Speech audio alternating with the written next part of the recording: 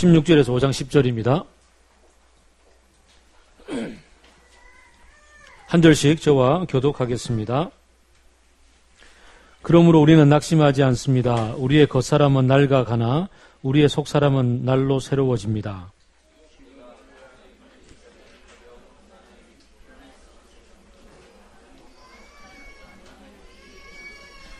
우리는 보이는 것을 바라보는 것이 아니라 보이지 않는 것을 바라봅니다. 보이는 것은 잠깐이지만 보이지 않는 것은 영원하기 때문입니다.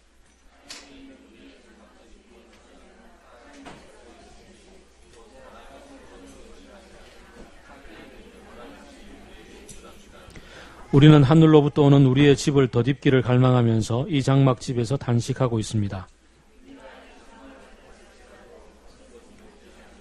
우리는 이 장막에서 살면서 무거운 짐에 눌려서 단식하고 있습니다. 우리는 이 장막을 벗어버리기를 바라는 것이 아니라 그 위에 덧입기를 바랍니다. 그리하여 죽을 것이 생명에게 삼켜지게 하려는 것입니다.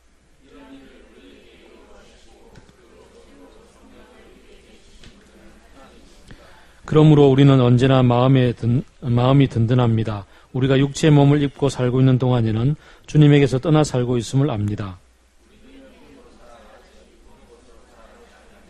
우리는 마음이 든든합니다. 우리는 차라리 몸을 떠나서 주님과 함께 살기를 바랍니다.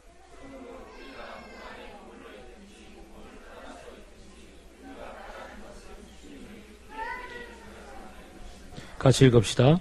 우리는 모두 그리스도의 심판대 앞에 나타나야 합니다. 그리하여 각 사람은 선한 일이든지 악한 일이든지 몸으로 행한 모든 일에 따라 마땅한 보응을 받아야 합니다. 아멘. 미리 말씀을 드립니다. 오늘은 제가 상당히 수준 높은 강의를 진행할 겁니다. 그래서 여러분들이 이 수준을 잘 따라오셔야 됩니다. 그래서 졸지 않으시고 잘 따라오시기 바라고, 또 하나 더 밝혀드리는 것은 이 수준 높은 강의는 톰 라이트의 마침내 드러난 하나님의 나라를 요약한 것입니다. 제가 얘기하는 것이 아니라 톰 라이트가 얘기한 것을 제가 요약하는 것입니다.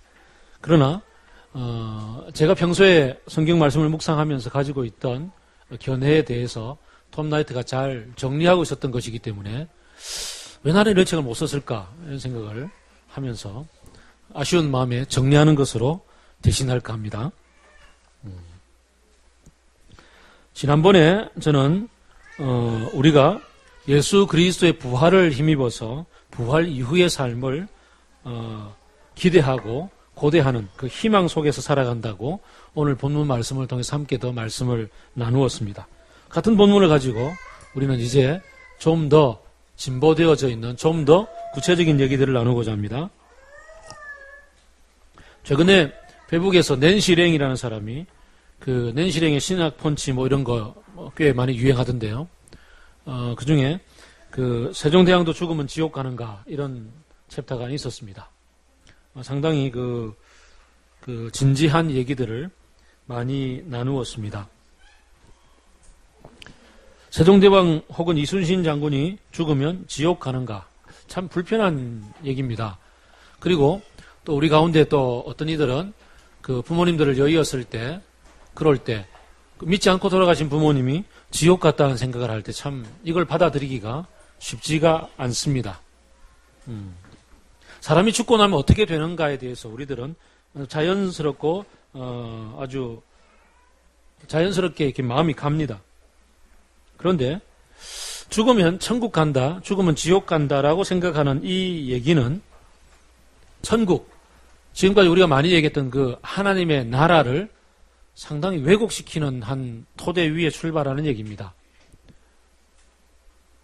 천국은 우리가 죽어서 가는 어떤 곳이라는 생각이 전제가 되어 있는 거죠. 예수 믿으면 천국으로 가고 예수 안 믿으면 지옥으로 간다라고 할 때 천국과 지옥, 천당과 지옥이 대비가 되어지면서 우리가 예수를 믿는 유일한 이유는 죽어서 천당 가기 위한 티켓을 얻기 위함이지요. 그런데 우리가 예수를 믿는다, 믿고 나서 이루어지는 일이 무엇인가 참 많이 얘기했습니다. 예수님이 때가 되었다, 하나님의 나라가 너희 앞에 왔다, 너희가 회개하고 이 복음을 믿으라라고 할 때 이 복음은 하나님 나라를 살아가는 한 귀중한 문을 열고 들어가는 것이 되지요. 하나님의 나라를 살아감에 있어서 무엇이 중요한가? 하나님의 나라를 살아가는 것은 무엇인가라는 것에 대한 관심이 맞추어져야 되는데 바뀌어져서 하나님의 나라를 죽어서 가는 어떤 곳으로만 만들어버리고 거기에 간다 못 간다로 결정하는 일이 되는 거죠. 하나님의 나라는 지난번에도 말씀드렸던 것처럼 하나님의 나라는 하나님이 지으시고 지으신 것을 다스리실 때에 그 지으신 바 된 우리 백성들이 하나님의 통치의 주권을 인정하고 하나님의 통치의 방식대로 살아가는 것을 말하죠. 하나님 나라의 영역은, 땅은, 하나님 나라의 그 영토는 하나님이 지으신 모든 것들이 되죠. 눈에 보이는 세계든지 보이지 않는 세계든지 모든 것들을 포함해서 하나님이 다스리는 거죠. 교회도 하나님이 다스리시고 우리의 직장도 다스리시고 우리 가정도 우리가 누리고 있는 모든 전 세계, 동물 세계, 식물 세계, 바다 밑에, 하늘 위에, 우주 너머까지 전부 다 하나님의 나라의 영역이 됩니다. 죽어서 가는 어떤 곳만이 하나님 나라가 아니라 그 모든 것들을 포괄하는 것이 하나님의 나라인데, 그렇다면 우리가 이 하나님의 나라를 어떻게 하면 하나님의 백성답게 하나님의 원리대로 살아갈 것인가 하는 것이 성경의 가장 중요한 관심입니다. 성경을 죽어서 가는 어떤 곳에 대한 티켓 정도로만 생각하면 굉장히 심각한 왜곡이 일어납니다. 여기까지는 평소에 잘 아는 얘기일 겁니다. 그런데 그 다음 얘기를 하면 금방 우리는 또 돌아가 버립니다. 그러면 죽고 나서는 어떻게 되죠? 죽고 나서는 천당 지옥이 없나요? 라는 생각을 하게 되면 우리는 금방 알고 있던 하나님의 나라는 전체를 포괄하고 있다는 개념으로부터 갑자기 우리의 무의식 세계 속에 있는 천당 지옥을 가버립니다.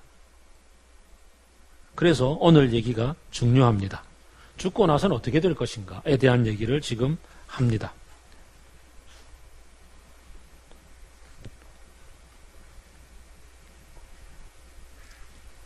예수님이 십자가에서 죽으셨어요. 그죠? 죽음 너머로 가셨어요. 그리고는 부활하셨어요. 그리고 이 땅에 다시 오셨습니다. 그리고는 너희도 이와 같이 될 것이다 라고 이야기를 합니다. 너희도 이제 로마서 8장 9절에서 11절을 보게 되면 하나님의 영이 여러분 안에 살아계시면 여러분은 육신 안에 있지 않고 성령 안에 있습니다. 누구든지 그리스도의 영이 없으면 그리스도의 사람이 아닙니다.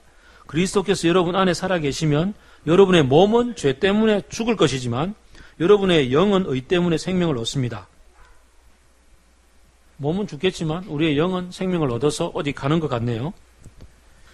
예수를 죽은 사람들 가운데서 살리신 분의 영이 여러분 안에 살아계시면 그리스도를 죽은 사람들 가운데서 살리신 분께서, 곧 하나님께서 여러분 안에 계신 자기의 영으로 여러분의 죽을 몸도 살릴 것입니다.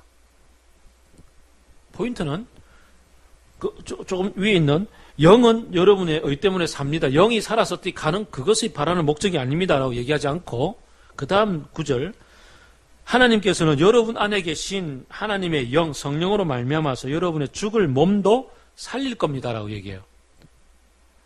그러면 우리가 죽듯이 예수님이 돌아가셨는데 예수님이 돌아가시고 나서 우리에게 부활의 모습으로 보여주신 것이 우리에게 아주 중요한 포인트가 되는 것처럼 이 예수님처럼 우리도 다시 몸을 입고 살아난다는 거죠.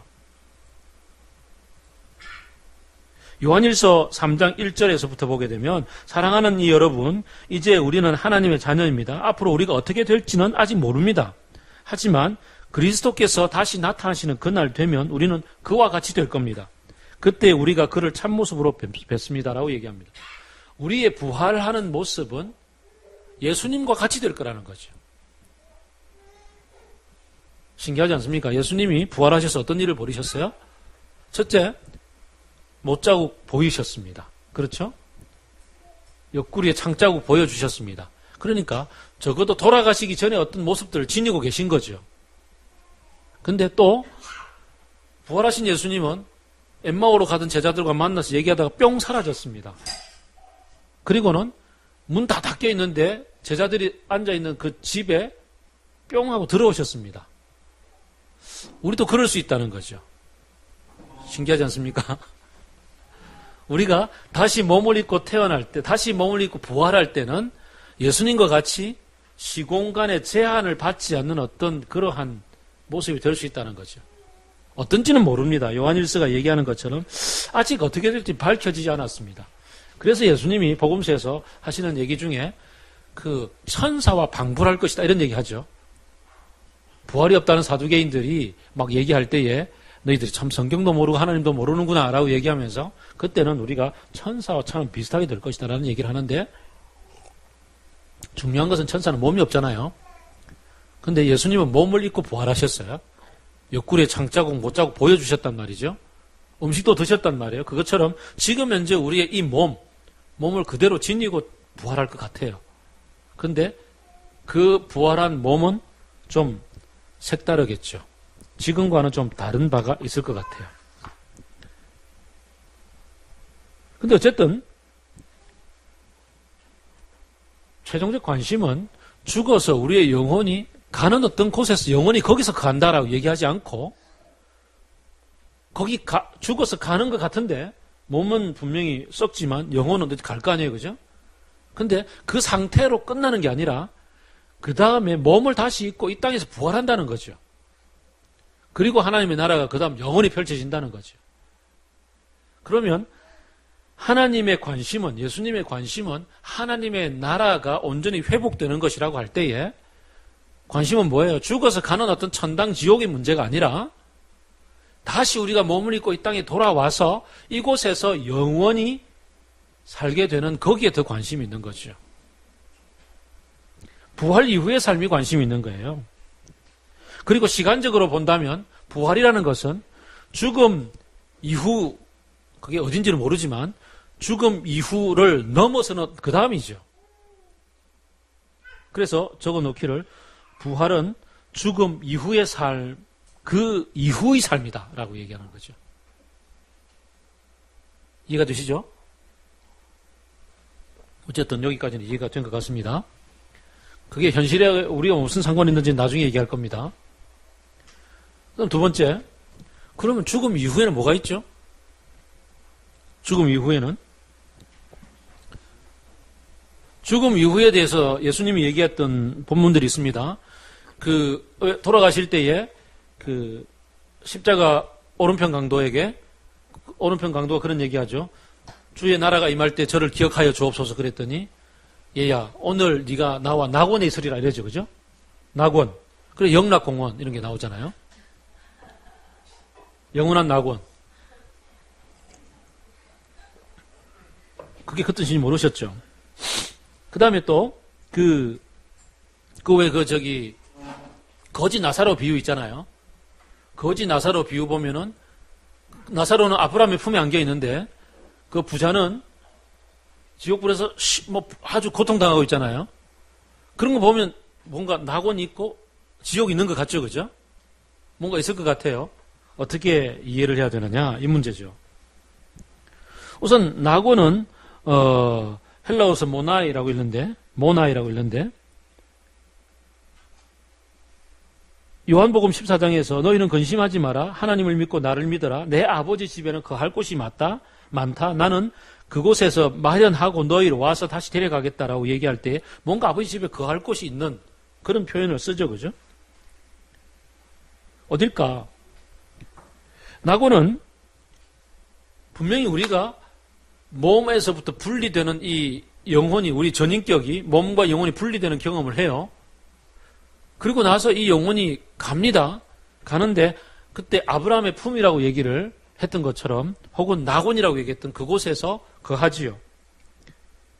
그런데 아까 말씀드렸던 것처럼 그 다음 부활과 이 땅에 다시 와서 영원한 삶이 펼쳐질 터인데 그럼 그 낙원은 뭐냐? 라고 했을 때 예수님이 주의 나라가 임할 때 나를 기억하소서라고 했을 때 예수님은 오늘 네가 낙원에 있다라고 얘기할 때 그 어떤 중간 지점이 있다라고 생각을 하고 있는 거죠. 그 중간 지점, 그것은 예수 그리스도를 믿고 하나님의 백성이 된 사람들은 이제 비록 몸을 입지는 않았으나 우리의 영혼이 하나님과 더불어서 그 3페이지 보면 낙원 요약이 있습니다. 육신을 떠난 그리스도인들이 어떤 안식을 누리고 있는 상태란 말이죠. 육체적으로는 부활을 할 때까지 그날을 기다리면서 하나님의 의식적인 사랑과 예수 그리스도를 이렇게 실제로 만나고 있으면서 그 안에서 굳건한 관계를 누리고 사는 거죠. 얼핏 천국 같아 보이지만, 천국, 다른 말로 하나님의 나라와 같아 보이지만 완성된 하나님의 나라는 아니다 말이죠. 때로는 이것을 잔다라고 표현을 하기도 하죠. 그렇다고 무의식 상태는 아니고 온전히 의식이 살아 있습니다. 육체가 죽었다는 의미에서 잠들어 있다라고 표현하는 것 같습니다. 그리스도인들의 최종 도착지는 분명히 아닌 것 같습니다. 그런데 계시록에 우리가 예배 때 우리가 함께 말씀을 나누었던 것처럼 계시록을 보면 죽임을 당한 성도들이 하나님의 존전 앞에서 하나님이여 언제까지 우리의 이 억울함을 풀어주지 않겠습니까? 라고 이렇게 기도가 올려지는 본문이 있다고 지난번에 함께 나누었던 거 기억납니까? 그렇다면 이 낙원에 있는 이 성도들이 지금 하나님을 예배하고 있을 건 틀림이 없는 것 같아요. 그렇죠, 그죠? 하나님 예배하고 있을 것 같아요. 그리고 그 예배는 지금 우리도 드리고 있잖아요. 우리도 지금 하늘 보좌의 문이 열리고, 하늘의 문이 열리고 그 보좌 앞으로 가서 우리가 영의 상상력을 사용해서 우리가 함께 그렇게 많이 예배로 나아가잖아요. 그리고 예배를 드리고 있다고요. 그때 천군 천사들이 함께 많은 물소리와 같이 찬양하잖아요. 우리는 그걸 상상하면서 느끼면서 예배 드리고 있잖아요. 동시에 이 예배 가운데 지금 낙원에 있는 성도들도 함께 그 찬양에 동참하고 있고 천사들과 더불어 함께 예배 드리고 있는 거죠. 그렇다면 논리적으로 좀 생각해 본다면 우리도 지금 기도로 하나님 앞에 나아가고 예배 드리고 있고 이 낙원에 있는 성도들도 함께 예배 드리고 있다면 예배 가운데 우리는 함께 교제하고 있으면 틀림없죠. 그렇다고 해서 무슨 신들린 사람처럼 막 하면서 이제 접신하고 이런 건 아니에요. 그냥 이건 논리적인 얘기 속에서 펼쳐지는 건데 그렇다고 해서 우리가 상상을 하지 못하라는 법은 없지요. 그렇다고 해서 이분들하고 우리가 직접 막 교제하고 교통하고 꼭 사무엘이 왜 사울이 저기 접신한 사람 찾아가 사무엘 불러내려가 막 얘기하는 것처럼 그런 건 아니라는 거죠. 그럴 수는 없다는 거죠. 그러나 함께 영의 교제를 우리는 충분히 좀 영으로 연결되어져 있음을 우리는 좀 상상해 볼 수는 있죠. 적어도 지금 이렇게 예배 드리고 있는 이 자리에 작년에 돌아가신 저희 어머니도 함께 예배에 동참하고 있다는 사실을 저는 충분히 상상해 볼 수 있고 그것으로 우리가 위로를 삼을 수는 있는 거죠. 얼마든지. 그러나 최종 목적지는 아니죠. 그다음 몸의 부활 이후에 펼쳐지는 세계가 있다는 것을 우리는 기억해야 됩니다. 한편 성경을 볼 때 몇 가지 3페이지 위에 있는 건데 좀 헷갈리는 단어가 있는데요. 어떤 구절들은 천국이라고 썼을 때 하나님이라는 표현을 좀 공손하게 썼을 때도 있고요. 마치 천국의 보화를 감추어 두는 것 같다 이런 얘기 하잖아요. 그럴 때는 하나님과의 교제의 풍성함이라는 뜻으로 해석할 수도 있고요. 그래서 또 어떤 경우에는 천국은 미래를 위해서 우리가 미래에 누리게 될 영광을 좀 상징하는 상징이 되기도 하고요. 좀 그렇기도 해요.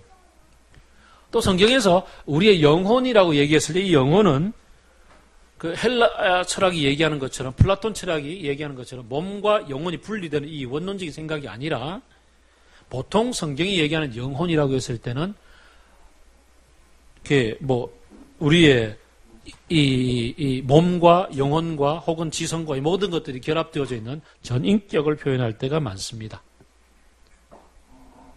그래서 이런 부분들에서 많이 헷갈리지 않고 본문 따라서 좀 해석을 할 수가 있으면 좋겠습니다. 그 다음 4페이지. 그러면 이제 예수님을 믿는 사람들은, 하나님의 교제 안에 있는 사람들은 이렇게 죽음 이후에 어떤 낙원의 상태, 좀 머물러 있을 수 있다라고 우리가 충분히 예견해 볼 수 있겠지만, 믿지 않는 사람들은 어떻게 될까요? 지옥에 떨어져 가지고 아주 부글부글 하는 유황불 속에서 아주 그냥 영원히 아뜨거 뭐 이렇게 하고 있는 뭐 그런 걸 많이 상상하잖아요. 과연 그럴까? 그래서 어떤 사람들은 야 그럴 것 같으면 야 그런 하나님 너무 왜 거기 보낼 것 같으면 왜 창조하냐 뭐 이런 거 있잖아요, 그죠? 안 만들었으면 차라리 나을 텐데 이런 생각도 많이 하고 얘기들을 합니다. 시뻘건 불 속에서 형벌을 받고 있는 것은 마치 하나님을 허연 수염 달린 할아버지로 상상하는 것만큼이나 이렇게 왜곡된 이미지입니다. 지옥이라는 단어는 헬라어로 게헨나인데요. 게헨나는 그 히브리어로 흰놈의 골짜기를 헬라어로 얘기한 거예요. 게, 골짜기, 헨나. 흰놈이라는 뜻인데요. 이 이스라엘의 수도인 예루살렘을 남쪽에서 북쪽을 딱 바라보면 오른쪽, 동쪽에는 기드론 골짜기가 흐르고요. 왼쪽에 서쪽에는 흰놈의 골짜기가 흘러요. 그러니까 골짜기 위에 있는 산성이죠, 예루살렘은. 밑에는 골짜기인데요. 이 오른쪽에 있는 이 기드론 골짜기는 이 복을 누리는 골짜기래가 여기에 뭐 묘실도 있고 많아요. 왼쪽에 있는 이 흰놈의 골짜기는 쓰레기 소각장이에요. 지난주 성경 읽기 본문 가운데 왜 그 요시야 왕이 그 율법책이 아닌 다른 잡동산이 다 모아가지고 예루살렘 서쪽에 가서 흰놈의 골짜기에서 불살랐더라 이런 게 나오거든요. 아마 그냥 지나쳤겠지만 어쨌든 그런 본문이 있습니다. 그러면 예수님이 예를 들어가지고 누가복음 13장에 보면은 그 실로암 망대가 무너져 죽은 사람들이 너희보다 더 죄가 많아서 죽었다고 생각하지 말라. 너희도 회개하지 않으면 다 이와 같이 불타 없어지리라 라고 얘기할 때는 게헨나에서 불타 없어지리라 이 말이거든요. 그럼 이스라엘 사람들이 생각할 때는 흰놈이 골짜기 쓰레기 소각장에서 불타는 거 오르죠. 그러면 죽어서 가서 어떤 곳에서 영원히 거기서 불타고 있다 이런 개념은 거기에 없는 거고요. 로마의 무장 반란을 당했던 사람들, 무장 반란을 봉기를 했던 사람들이 이 흰놈 골짜기에서 다 이렇게 불타 죽었거든요. 그런 것들이 또 오르는 거죠. 그러면 이런 본문들에서 어떤 지옥이라는 어떤 공간이 있을 것이라고 생각하는 근거는 안 되고 예수님이 얘기할 때에 이와 같이 회개하지 않으면 너희도 다 불타 없어질 거다라는 얘기를 강조하는 거죠. 또 양과 염소를 구분하는 본문 있잖아요. 마지막에. 그것은 심판받는다라는 것을 강조하는 것이지 그 다음에 염소가 구분되면 지옥 간다 이런 얘기는 그 다음 없는 거죠.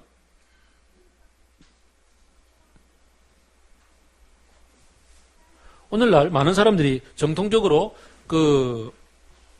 중세시대의 개념인 지옥에 가서 영원히 불탄다는 개념을 갖고 사는 사람도 존재하고 또 어떤 사람들은 좀 휴머니즘에 근거해가지고 야, 지옥이란 없다 라고 얘기하는 사람도 있습니다. 혹 있다 하더라도 하나님은 사랑이신 하나님인데 어떻게 지옥에 떨어진 영혼들을 두고 볼 수 있겠냐. 그러니 끝까지 그들이 회개할 수 있도록 기회를 주고 마지막에는 지옥은 없고 전부 회개할 것이다. 이런 얘기를 얘기도 합니다. 그런데 사람들이 살아가다 보면요. 끔찍한 일들을 너무 많이 경험하잖아요. 서구의 낙관주의, 그러니까 식민지 건설하고 문명이 발달하고 과학이 발달하고 막 쫙 펼쳐져 올 때는 지옥은 없을 거야. 우리 기술이 얼마나 발달하는데 이러면서 쭉 가거든요. 이게 바로 하나님의 나라로 가는 길일까 이렇게 생각을 해요.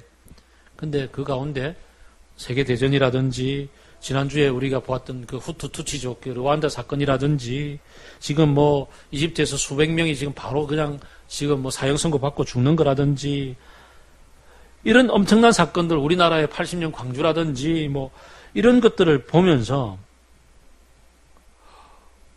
하나님 우리 보통 그러잖아. 염라도 형은 뭐하냐 저런 놈 안 잡아가고 이런 얘기 하잖아요. 그런 것처럼 심판이 없다면은 이 억울함을 어떻게 해소할 수 있겠냐 이거죠. 억울하게 죽은 이 사람들에 대해서. 그래서 많은 사람들이 다시 생각을 바꿉니다. 심판이 있어야 된다. 심판이 있을 것 같다.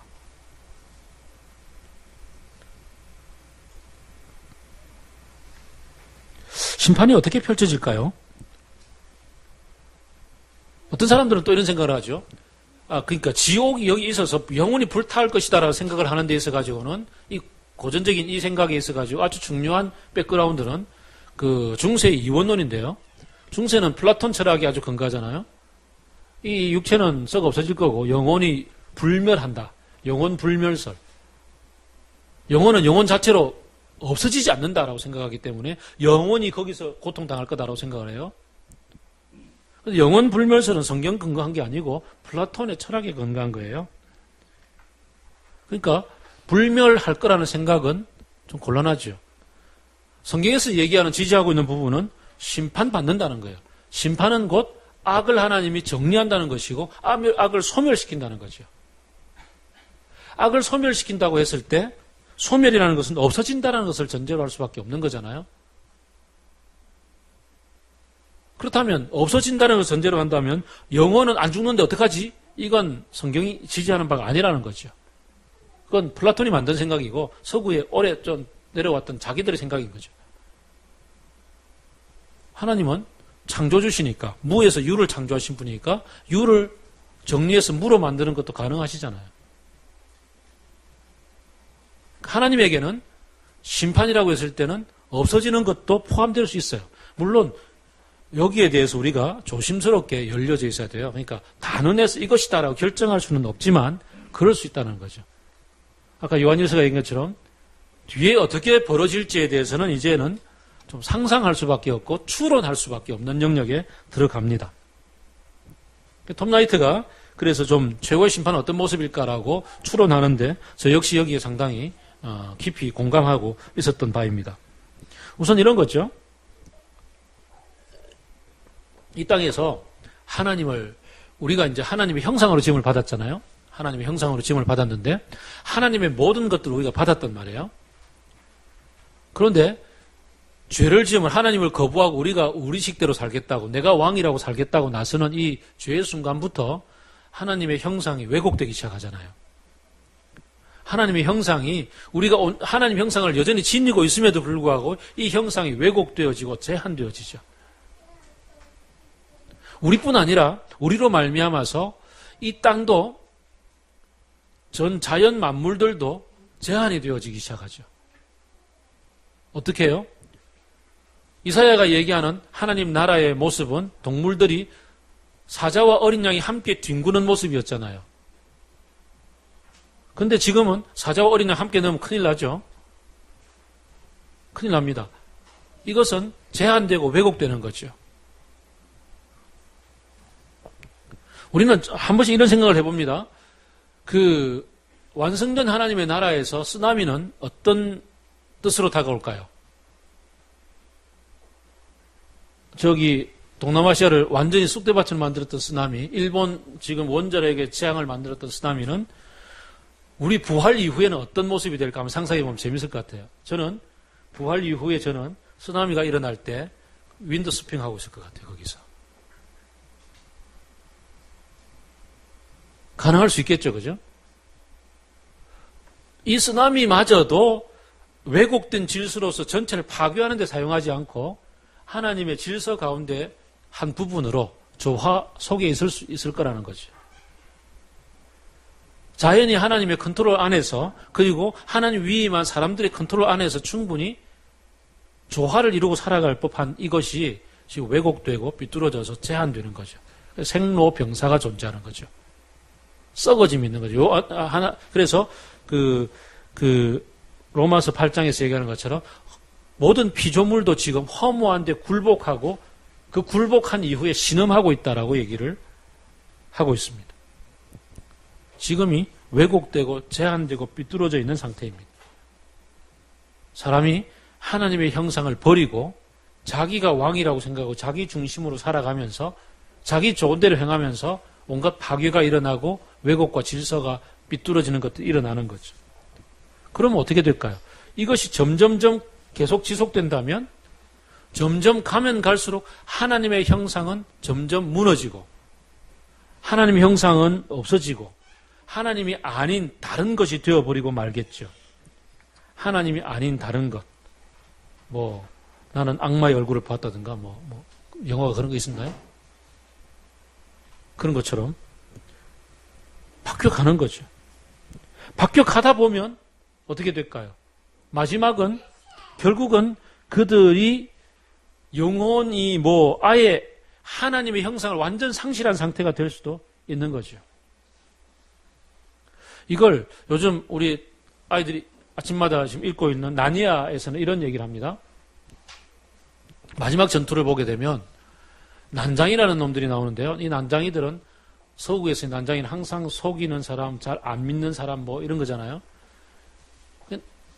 늘 속고만 살아왔던 이 난장이들이 그냥 모두를 불신하는 통에 거기에서 하나님의 형상으로 등장하는 사자 아슬란도 불신하죠. 그래서 그 세계가 이제 종말을 고하고 새로운 세계가 창조되어지는 그러한 상황 속에서 이 사람들이 그 마지막 전투에서 쫓겨가지고 창고 안으로 뛰어 들어갔는데 자기들은 창고 안에서 언제 쟤들이 쳐들어와 죽이나 하고 벌벌벌 떨고 있는데 주인공들은 창고 안으로 뛰어들었더니 새로운 하나님의 나라, 새로운 세계가 펼쳐지는 아주 멋진 저 푸른 초원 위에 그림 같은 집을 짓고 이런 게 펼쳐지는 거야. 그래서 이 주인공 아이들이 진짜 멋지다라는 세계를 바라보는데 눈을 딱 들어보니까 옆에서 난장이들이 옆에서 눈 감고 오들오들 떨고 있는 거예요. 얘들아 눈 떠, 여기는 새로운 천지야라고 했더니 거짓말하지 마, 밀치지 마 이러면서 쟤들이 지금 쳐들어올 거란 말이야 이러면서 자기들은 여전히 그 헛간 안에서 살고 있는 거죠. 자기들의 눈이 안 뜨여져서 못 보는 거죠. 하나님의 형상을 상실했을 때 결국은 금수와 같이 되고 마는 그런 일들을 보게 된다는 거죠. 악에 대한 최후의 심판이 있습니다. 최후에 대한 심판이 펼쳐집니다. 그리고 하나님은 정리하십니다. 정리한 다음에 모습이 어떻게 될지에 대해서는 사실 우리의 관심은 거기 없다는 거죠. 요약적 요점은 이렇습니다. 천국과 지옥, 죽어서 가는 어떤 낙원 혹은 지옥 이런 것이 우리의 관심이 아니라 하나님이 우리에게 관심 가지라고 보여주는 것은 우리가 하나님이 만드신 이 세상 속에 하나님의 형상을 온전히 회복해서 어떻게 그것을 온전히 누리며 사는 그런 하나님과 같은 존재가 될 것인가, 하나님의 형상으로서의 모든 것들을 회복할 것인가에 관심이 있는 거죠. 그래서 하나님은 이 모든 것들을 어떻게 새롭게 완성하실 것인가에 대한 질문이 이루어져야지 죽으면 천당 갑니까? 지옥 갑니까? 이게 관심이 되어서는 안 된다는 거죠. 하나님이 창조하신 이 새로운 세상 속에 이 프로젝트에 우리는 어떻게 동참할 것인가? 이런 것이 우리의 관심이 되어야 된다는 거죠. 어떻게 그 속에 우리가 함께 모든 것들이 새로운 질서로 회복될 것인가는 그 새로운 질서를 꿈꾸고 그 새로운 질서를 상상하고 그 새로운 질서를 바라봄으로써 그것을 믿고 살아가는 것. 그것이죠. 우리는 지금 하나님을 누림으로 하나님이 펼쳐주실 그 세상을 오늘 본문이 얘기하는 것처럼 5장 7절과 그 다음에 4장 18절이 얘기하는 것처럼 보이는 현재 세계에 보이는 것들에 우리의 시각이 매여 있지 않고 하나님이 회복시켜 주시는 하나님의 나라의 온전한 모습을 믿음의 눈으로 바라보고 그것이 우리 가슴속에 가득 차서 그것을 통해서 그것을 누리며 살아가는 삶을 살아간다는 거죠. 이게 우리의 초미의 관심사가 돼야 된다는 거죠. 자, 이제 좀 더 진도를 나가서 그러면 이제 관심사가 어디에 있는지 알게 됐죠, 그죠? 그 낸시랭의 그 세종대왕이 죽으면 지옥 갑니까? 라고 물었을 때 여러분이 혹시 그걸 보셨으면 거기에 두 분의 신학자가 나와서 대화를 하실 때에 똑같은 얘기를 하고 있습니다. 성경의 관심은 지옥이 있다 없다, 누가 지옥 가고 누가 천국 간다를 선택해서 선별하는 데 관심이 있는 게 아니라 하나님이 통치하시고 하나님 다스리시는 온전한 하나님의 나라를 어떻게 하면 누리고 살 것인가에 관심이 있다라고, 그것이 구원의 의미다라고 이 얘기를 전개하고 있음을 내시령 찾아보시면 나옵니다.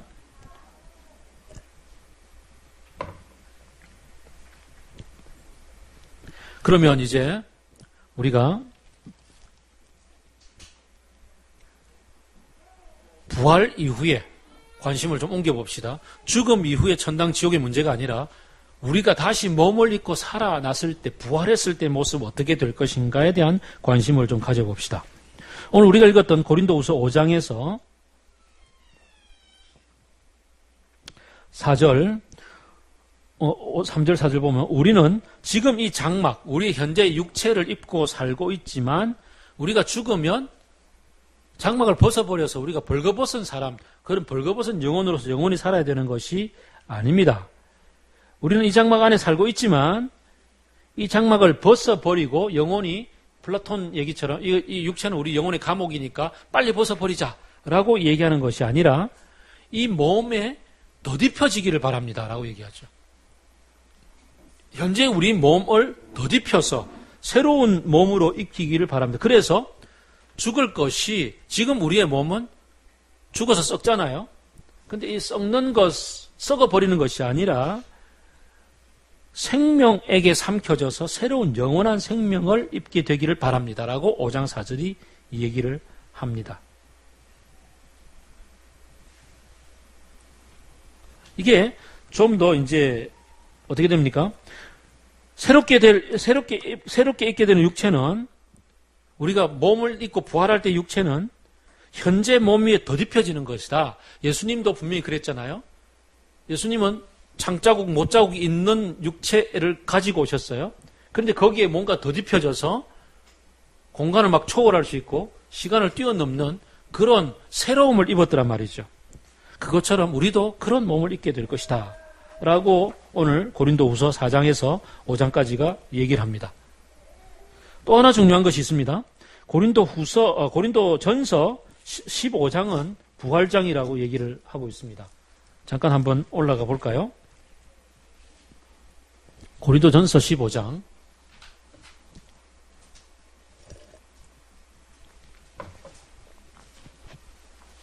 35절을 볼까요?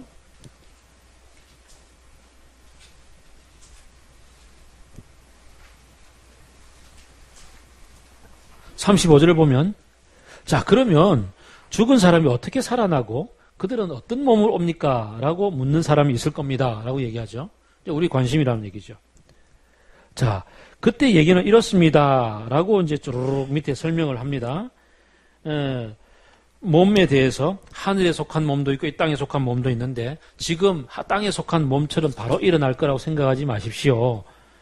해의 영광과 달의 영광이 다른 것처럼 우리의 42절 죽은 사람들의 부활도 이와 같습니다. 우리가 죽으면 썩습니다. 근데 우리의 부활할 몸은 썩지 않을 몸으로 살아납니다. 우리는 지금 뭔가 제한되고 삐뚤어진 비천한 것으로 심는데 우리의 부활할 몸은 영광스러운 것으로 살아납니다. 지금 우리의 몸은 약한 것인데 부활한 몸은 강한 것이 됩니다. 우리가 자연스럽게 생각한 자연적인 몸, 이 육체로 우리는 지금 죽음을 경험할 수밖에 없겠지만 그러나 우리가 부활하게 될 몸은 신령한 몸으로 태어납니다. 49절 결론, 흙으로 빚은 우리의 이 몸이 하나님의 형상을 입은 것처럼 하늘에 속한 그분의 형상으로 숨을 불어넣으시며 창세기에 보면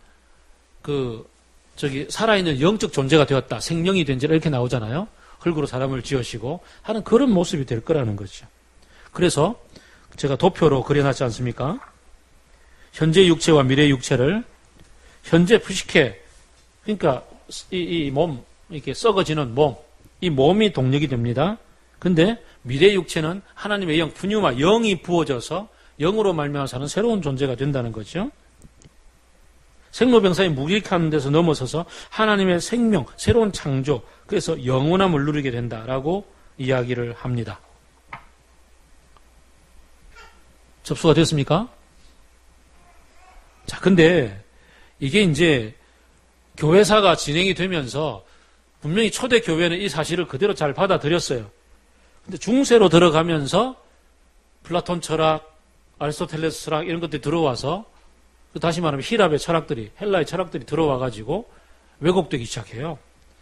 그래서 갈수록 천국이 있다, 지옥이 있다, 중간 단계에 연옥이 있다, 연옥에서 머물고 있는 사람들은 기도하면 열심히 그곳에서 열심히 선행을 잘 닦으면 천국 가고, 그곳에서도 선행을 못 닦으면 지옥 가고, 뭐 이런 얘기를 하는 거죠. 그런 이상한 논쟁으로 발전하면서 현대까지 와버렸다는 거죠. 그래서 왜곡이 생깁니다. 부활, 누가 언제 어디서 무엇을 어떻게 왜? 육하원칙으로 정리했습니다. 누가 부활합니까? 모두가 다 부활합니다. 성경은 얘기합니다. 우리는 생명의 심판으로, 그 다음에 믿지 않는 사람들은, 악을 행한 사람들은 죽음의 심판으로. 그래서 우리는 분명히 부활해서 영원히 주님의 나라에 살겠지만 그 다음은 심판받아서 멸절되겠죠. 어디서 일어납니까? 중요한 것은 우리는 이제 새로움을 입고 영원하게 됐는데 이 땅은 그러면 왜곡된 질서 그대로 있을 것인가? 아니죠. 땅도 바뀌는 거죠. 하늘과 땅을 새하늘과 새 땅이라고 얘기하죠. 계시록에서. 그래서 저 높은 우주에 어떤 새하늘과 새 땅을 만들어가 행성 옮기는 게 아니라 이 땅도 우리가 썩을 육체가 썩지 않을 몸을 덧입는 것처럼 이 땅도 이 하늘도 썩어지고 왜곡된 것들이 영원한 것을 덧입혀서 새롭게 바뀌어지는 거죠. 그래서 이곳에서 없어지지 않고 바뀌어져서 살아가는 거죠. 하나님의 나라의 영토는 그리고 좀 더 확장될 것 같아요. 우리가 분명히 지금 시공간의 제한을 받고 있는 이 지구 땅 덩어리를 어쩌면 초월할 수도 있을 것 같아요. 그건 모르죠. 그러나 어쨌든 초월의 영역까지 포함할 수 있는, 그래서 인구 과밀 같은 거 사람들 그런 생각 많이 하잖아요. 야, 지금 인구가 50억인데 지금 죽고 나고 지금까지 2000년 동안 예수님 안 오셨으면 만약 부활하면 어디 살지? 그렇죠? 근데 시공간을 초월하게 되면 그렇다면 인구 과밀 문제는 별로 없을 것 같아요. 그럼 우리 부활한 육체는 정확하게 어떤 모습일까? 이어지는 것도 있고 이어지지 않는 것도 있다라고 얘기했습니다. 그렇죠? 생로병사로 말미암아 왜곡되고 삐뚤어진, 뭐 예를 들어서 지금 이 땅에서 태어나면서 이렇게 왜곡되어져서 겪게 되는 수많은 장애들 있잖아요. 또 늙어짐으로 생기는 병들이 있잖아요. 이런 것들 없어지겠죠. 참 연세 드시면서 어른들이 믿음 생활을 오래 굳건하게 하셨던 분들도 늙어서 병이 들어서 치매가 오면 어쩔 수 없잖아요. 그죠? 저희 모교회에 저의 참 영적인 스승이자 어머니와 같은 그런 개척을 하신 지금 담임 목사님 어머니 여전도사님이 계세요. 참 사랑이 많으시고 정말 잘 품으시는데 이 전사님이 벌써 이제 치매가 걸려서 이제 벌써 한 5, 6년, 7년 정도 됐죠. 그래서 이제 지금은 사람도 못 알아보고 이제 결국은 요양병원에 지금 모시고 계시는데 참 그분으로부터 참 많은 사랑을 받았고 많은 기도와 격려를 받았던 저로서는 참 안타깝잖아요. 근데 가서 보면 맨정신을 보면 아무도 못 알아보고 그냥 이러는데 이분의 영혼은, 이분의 의식은 어디가 있을까 생각을 하지만 이건 지금 왜곡되고 비뚤어진 질서잖아요. 근데 부활했을 때는 그렇지는 않을 거란 말이죠. 회복될 거란 말이죠. 그러면 그런 소망들이 우리 생겼어요. 그 다음에 중요한 것은 이제 그러면 왜 우리의 몸을 썩지 않을 몸으로 만들어 주시고 왜 우리에게 하나님의 형상을 회복시켜 주시고 왜 이 우주 전체의 질서를 바꾸어 주시는가? 왜 부활이 필요한가라는 문제죠. 창세기 1장은 바로 그 얘기를 하잖아요. 많은 경우에 우리가 천국 가면 지겨울 것 같다. 거기서 하나님만 영광 이러고 있으면 얼마나 지겨울까 이런 생각하잖아요. 하프만 타고 있고 뭐 기타 연주만 하고 있고. 그렇지 않다는 거죠. 창세기 1장을 보면 그렇지 않다는 게 드러나요. 하나님이 이 세상 전체를 만드시고 죄가 있기 전에 말이에요. 인간이 자기중심성을 가지고서 이 모든 게 왜곡되기 전에 하나님은 모든 것을 만드시고 보시기에 심히 좋았다라는 그 세상을 인간에게 주셨잖아요. 그리고 생육하고 번성하라, 땅에 충만하라, 땅을 다스리라 그랬단 말이에요. 이 모든 우주 만물들을 우리에게 다스리라고 주셨어요. 다시 말하면 우리가 이 하나님의 모든 자연 속에서 하나님의 마음과 하나님의 원리를 가지고서 그 모든 우주 질서들을 하나님의 뜻대로 다스려 나가고 운행해 나가는 것들이 우리에게 주어지니까 엄청나게 일이 많을 거예요. 안 그래요? 엄청난 일들이 펼쳐지는 거죠. 지금 우리가 이제 하고 있는 일들이 이 지구상에서 제한된 것들이라면 그때는 우주 전체를 바라보면서 할 일들이 펼쳐지는 거죠. 어떤 사람은 어린 왕자처럼 별 하나에 가서 꽃나무 하나 심어놓고 거기서 또 등불 하나 켜놓고 또 다른 별로 가서 또 하고 그럴 수도 있겠죠. 엄청나게 많은 일들이 있을 거라고. 바쁠 틈이 없어요. 바쁠 틈이 없는 게 아니라 하프막 켜고 탱자탱자 놀고 있을 틈이 없을 것 같아요. 그리고 흔히들 지금 천국 가면은 왜 보상 문제 이런 생각 많이 하잖아요. 달란트 문제 누구는 맨션 아파트에 살고 누구는 그건 내 중심적으로 사는 이 땅의 질서 속에서 맞는 자기 욕심이지요. 거기 가면 성경에는 보상에 대한 얘기를 합니다. 달란트에 대한 얘기도 하고요. 그 천국에 많은 보화를 쌓아두리 이런 얘기도 하잖아요.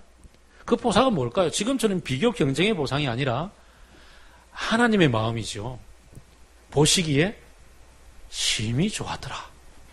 하나님 창조물들을 만들어 놓으시고 즐기셨던 그 마음의 흡족함. 얼마나 그게 위대한 보상이겠습니까? 그런 보상을 우리가 누리며 살아가게 될 거라는 것을 기대해 보게 됩니다. 언제 일어나나요? 주께서 다시 오시는 그날 일어나는데 그날은 우리가 현재 살아가면서 육체적으로 때로 죽는다 할지라도 육체의 죽음 이후에 바로 일어나는 것이 아니라 죽음 이후에 일정 정도의 기다리는 상태를 넘어서는 그 다음에 일어나겠죠. 그래서 이 땅을 살아가는 우리도 모든 피조물들과 마찬가지로 인내하며 주께서 다시 오시는 날을 기다리는 계시록 마지막 사도 요한이 얘기했던 것은 마라나타 주 예수 그리스도여 속히 오시옵소서라고 고대했던 것처럼 이 세상을 떠난 많은 성도들도 주님이 다시 오시는 그날, 몸을 다시 입는 그날, 그들이 신원하며 탄원하며 주님 언제까지 우리의 억울함을 두고 보셔야 합니까? 라고 얘기할 때에 조금만 기다리라 라고 하나님의 말씀이 들려줬던 것처럼 고대하고 기다리고 있는 그날 이루어지는 거지요.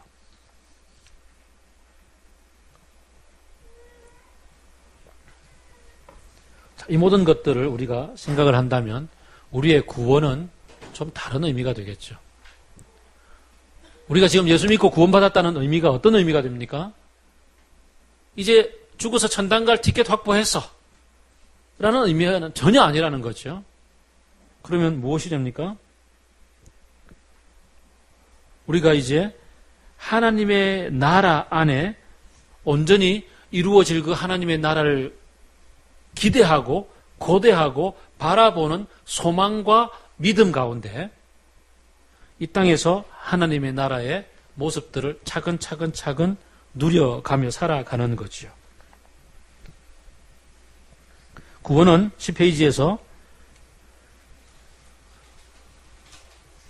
미래에 일어날 일인과 동시에 그것을 현재 누리는 것이 되는 거죠. 우리의 영혼이 몸을 벗는 것에 국한되는 것이 아니라 우리의 전인격, 몸과 더불어서 모든 것들이 함께 펼쳐지는 것이죠. 그래서 10페이지 마지막에 보게 되면은 십자가의 의미가 달라집니다. 내가 벌을 받아 마땅한 죄를 지었음에도 불구하고 예수님이 대신 벌을 받았기 때문에 이제 나 천국 갈 수 있어 이게 아니라 온 세상을 회복시키고 구출하고 온전하게 바로잡기 위한 하나님의 원대한 계획 속에 자기가 반항하고 자기 중심적으로 살려고 뛰어날뛰는 통에 생긴 부패와 타락에도 불구하고 하나님의 회복은 반드시 일어날 것인데 그 반드시 일어나는 그것을 위해서 인간을 지금까지 노예 삼고 타락한 상태로 묶어두려고 했던 그 악을 없애기 위해서 악의 세력의 종말을 구하기 위해서 예수님이 십자가에 지신 거죠.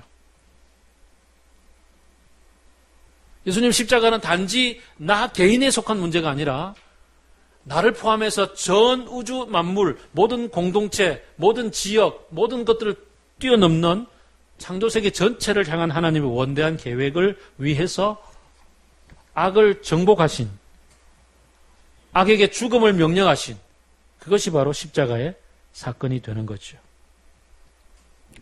그럼 그리스도인의 삶이 달라져야 되는 거죠. 그리스도인의 삶은 이제 하나님의 나라가 죽어서 가는 어떤 것이 아니라 하나님의 나라가 곧 천국이요.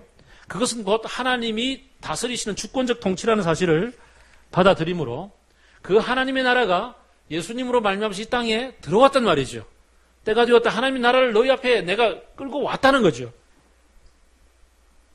그래서 나로 말미암아서 이 하나님의 나라를 누리며 너희들이 살아야 되지 않겠느냐라고 이야기를 합니다. 고린도전서 3장 10절에서 15절을 보면 이 하나님의 나라를 현재 누리고 사는 삶의 모습이 나옵니다. 어떤 사람들은 예수 그리스도의 터 위에 집을 지어가는데 나무나 풀이나 지푸라기로 집을 지어갑니다. 어떤 사람은 금이나 은이나 보석으로 집을 지어갑니다. 그리스도인들의 삶입니다. 예수 그리스도의 터 위에, 예수 그리스도의 십자가 위에 우리가 집을 지어갑니다. 영상 준비. 집을 지어갑니다. 근데 나무나 집, 풀뿌리로 지어가는 사람이 있고 그 다음에 금, 은, 보석으로 지어가는 사람이 있습니다. 주님이 다시 오시는 그날 심판이 펼쳐집니다. 이미지는 불로 심판한다 그랬습니다. 고린도전서 3장에서는. 그러면 나무나 집이나 이렇게 풀뿌리는 타버리는 거죠. 그러면 금, 은, 보석으로 지은 것은 남는 거죠. 우리의 몸이 부활체가 되었을 때 어느 부분은 연결되어 가고 어느 부분은 새로움을 덧입는다라고 얘기했습니다. 우리의 인격적 특징, 우리의 개별이 다른 인간의 특징들은 이어서 갈 거 아니에요. 그리고 죄로 말미암아 삐뚤어진 것들은 정리될 것이고 죄의 유혹으로부터 떠나서 우리가 온전히 하나님의 형상으로 새로워지는 것들이 있겠죠. 우리가 가지고 있는 개별적인 특징들이 있잖아요. 어떤 사람은 꼼꼼하고 계획 잘 세우고 어떤 사람은 충동적이고 이런 것들이 있잖아요. 그런 것들도 어떤 사람은 좀 내향적이고 어떤 사람은 그냥 뛰쳐나가는 외향적이고 이런 것들이 개별의 특징이 이어져 가면서 그 개별의 특징이 가지고 있는 단점들은 정리될 것이고 그 장점들이 극대화되면서 서로가 서로에게 격려하는 삶이 되겠죠. 우리가 이 세상을 살아가면서 이 세상에서 어떤 모습으로 살아가느냐가 이제 이어져 갈 것이 있는가 하면 금이나 은이나 보석처럼 하나님의 나라로 이어져 갈 것이 있는가 하면 나무뿌리, 풀뿌리처럼 이렇게 불타서 단절되어지는 것들이 있겠죠. 그러면 이 땅을 그리스도인으로 살아간다는 것은 어디에 가치를 두고 살아갈 것인가? 아마 지난 여름 수련회 때 김영국 목사님이 하나님 나라 그림 그리면서 그런 말씀 예를 들었던 거 기억날 겁니다. 일제시대가 끝나고 해방이 되었을 때 미군이 막 들어왔을 때 이 땅에는 아직까지도 화폐 개혁이 일어나지 않고 일본 돈들이 그대로 사용되고 있었다고요. 그런데 개념이 있는 사람은, 미래를 바라보는 사람은 아는 거죠. 일본은 끝났다. 이제 미국의 시대가 될 거다. 그런 사람들은 일본 돈 다 팔아서 달러를 확보하거나 금을 확보하거나 이럴 거 아니에요. 근데 아직도 어리석은 사람은 일본 돈의 관성에 젖어가지고 일본 돈을 계속 끌어모으고 있을 거 아니에요. 아니나 다를까 화폐 개혁이 일어났고 일본 돈은 완전히 휴지 조각이 됐고 달러가 득세하는 시대가 됐죠. 그럼 달러 챙긴 사람들은 돈 버는 거죠. 예수님도 비유를 했습니다. 천국은 마치 이와 같으니 밭을 갈고 있던 농부가 밭 안에서 금은 보화를 발견했어요. 이건 이제 소작농이었습니다. 이 사람은 빌린 밭이었습니다. 지금 우리 윤 집사님이 지금 철마에서 밭을 갈고 있는데 개간을 열심히 했더니 안에 금은 보화가 생겼습니다. 그러면 어떡합니까? 광맥이 엄청나게 깊은 걸 발견했습니다. 윤 집사님은 당장 가서 치고 팔아서 그 밭을 살 거 아니에요. 그럴 거라고. 그게 예수님의 비유잖아요. 지금 우리는 믿음의 눈으로 고린도후서에서 금방 읽었던 것처럼 우리는 보이는 것으로 살지 않고 보이는 거엔 전부 다 일본 돈밖에 없는데 보이는 것으로 살지 않고 보이지 않는 것, 지금 달러가 온다는 것을 보는 거죠. 우리는 그것을 믿는 믿음으로 살아가는 거죠. 금이나 은이나 보석으로서 집을 짓는 사람은 바로 그것을 본 것이요. 하나님 나라의 가치관, 하나님 나라의 가치, 하나님 나라의 통치 원리, 하나님 나라의 정신, 하나님 나라의 철학, 하나님의 성품이죠. 하나님의 사랑의 성품, 하나님의 정의의 성품.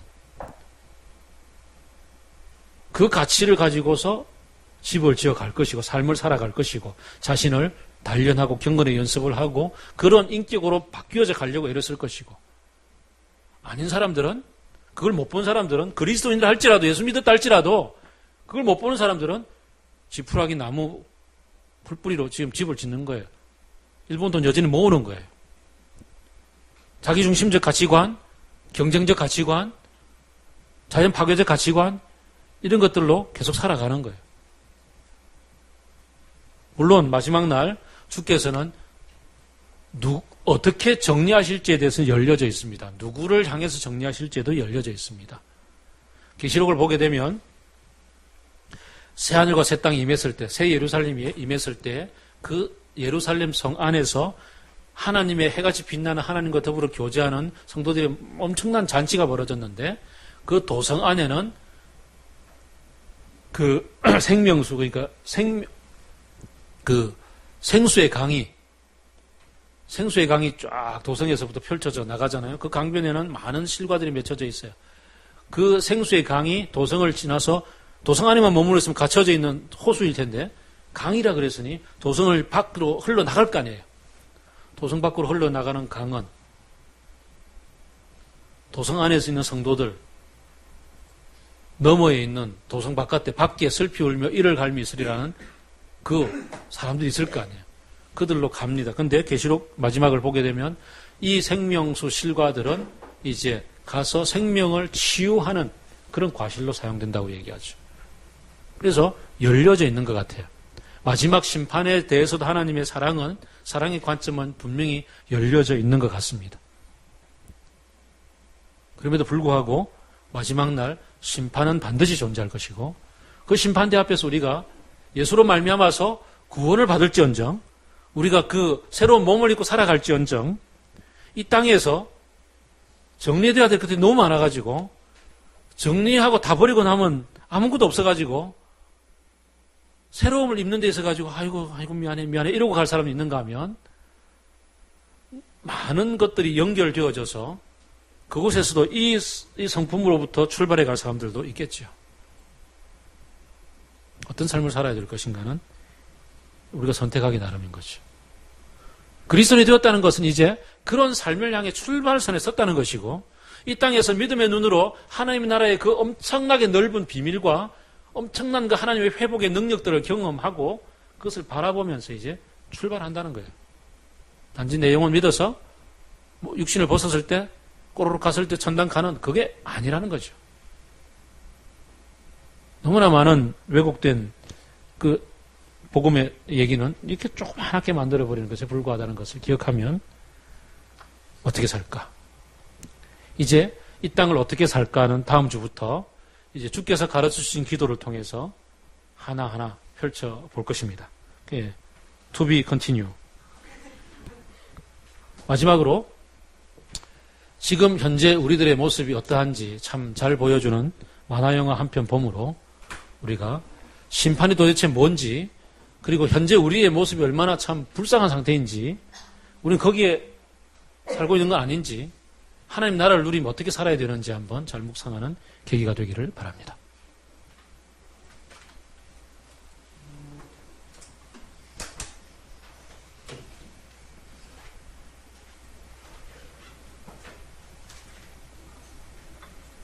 늦게 준비해서 음악은 안 뜰 것 같습니다.